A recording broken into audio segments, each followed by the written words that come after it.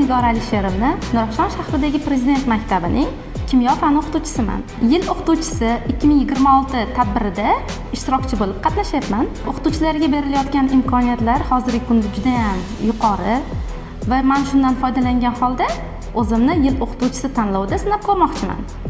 O'ylaymanki, bu tanlov juda ham ko'p o'qituvchilarga motivatsiya bo'ladi hamda o'qituvchilarni yanada o'z ustida ishlashiga, shuningdek yaxshi ta'lim berishiga, jamiyatimizga yetuk kadrlarni yetishtirib chiqarishda asos bo'lib xizmat qiladi.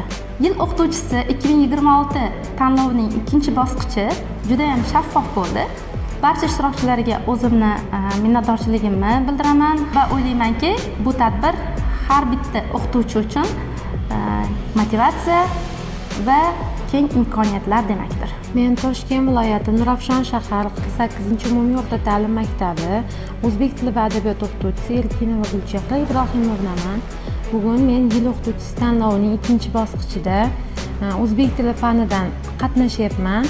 Maktabning tashkiliy jarayonlari juda ham a'lo darajada tashkillashtirilgan, ya'ni o'sha kerakli jihozlar bilan ta'minlangan aktiv vositalari, internet tarmog'i, xonalarning jihozlanishi men xohlaganimdek hakamlar hay'ati va o'sha mutasaddilar tomonidan shaffof tarzda tashkil qilindi hamma narsa, ya'ni qur'a tashlash yo'li orqali navbati bilan tashkil qilindi. Bugungi tadbir menga juda ham yoqdi.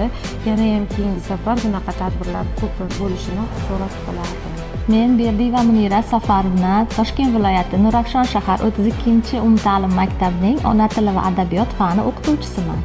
Yangi O'zbekistonning kelajagi mana shunday qobiliyatli ustozlar yetishtirayotgan farzandlar qo'lida ekanligi uchun ham ustozlarga berilayotgan e'tibor, imkoniyatlar uchun davlatimiz rahbariyatiga o'z minnatdorchiligimni bildiraman.